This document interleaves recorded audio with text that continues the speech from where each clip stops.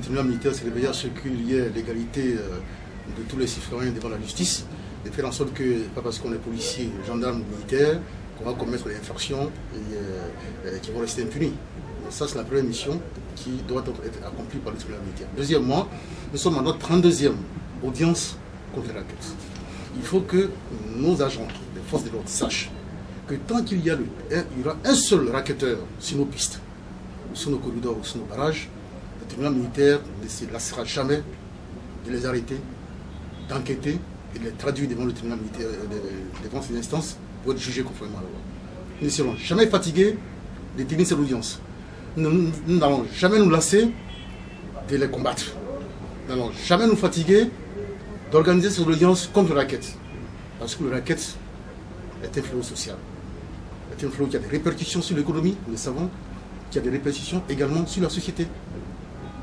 La vie chère, certaines réactions de la population sur la productivité de leurs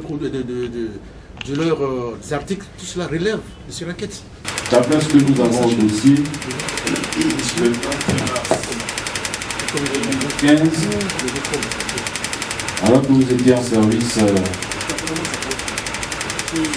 l'ancienne route, la route dite ancienne route de Pougon. C'est que la population eux-mêmes, à qui le message doit être porté, comprennent que nous luttons contre la quête et que nous ne pouvons pas du tout nous permettre de laisser susciter l'impunité. Et que les policiers, les gendarmes, les militaires se disent qu'aujourd'hui, c'est un qui est derrière le tribunal militaire, que demain, ça peut être une autre personne.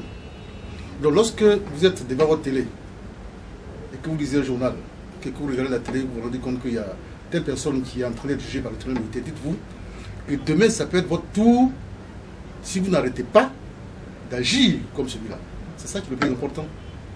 Mais demander s'il n'y a plus de raquette, c'est comme si vous demandez à un procureur s'il n'y a plus de vol.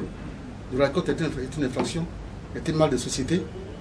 On ne peut pas contrôler tous ceux qui sont sur les routes actuellement, qui contrôlent. Il y en a qui font très bien le travail. C'est d'ailleurs pour ça que tous les policiers, tous les gendarmes, tous les militaires ne sont pas devant le tribunal militaire. Ils sont nombreux, ceux qui sont assignés, ceux qui sont commis à des postes de contrôle. Mais ce ne sont pas eux tous qui sont devant le tribunal militaire, parce que nombreux sont ceux qui font très bien le travail et qui ne harcèlent pas les gens, et qui ne raquettent pas les personnes, et qui n'exercent aucune violence ni voie des faits.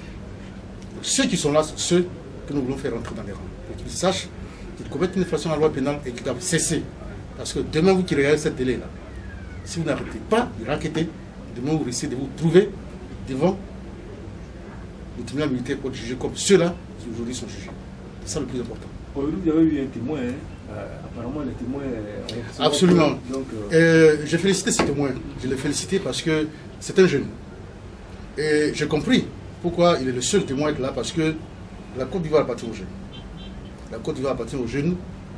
Et les jeunes ne veulent pas dire, ne veulent pas se faire entendre dire que dans les pays voisins, il y avait le racket et maintenant il n'y en a plus. Il faut qu'ils se disent également que dans leur pays, il y avait le racket et qu'il n'y en a plus. Le pays leur appartient. Il faut qu'on le sache. Ce gouvernement est en train de travailler pour les jeunes. On travaille pour l'avenir. Donc lorsqu'il est venu témoigner, c'est une façon pour lui de dire « Je veux qu'on arrête cela ». Je souhaiterais que toutes les victimes, tous les témoins, et tous ceux qui dénoncent le racket viennent au tribunal pour parler. Il leur arrivera rien s'ils ont peur des représailles.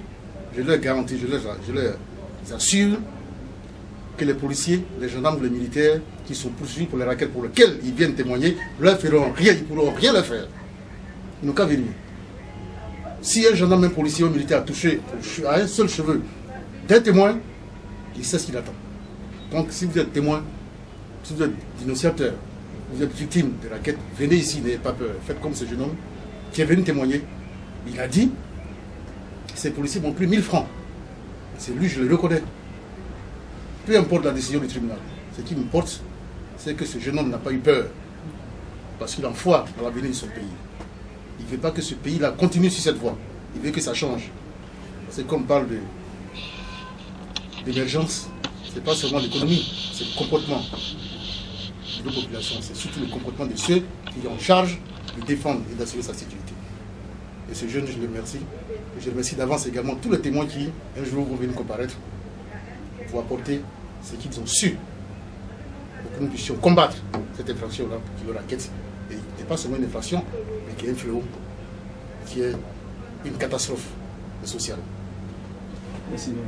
Merci.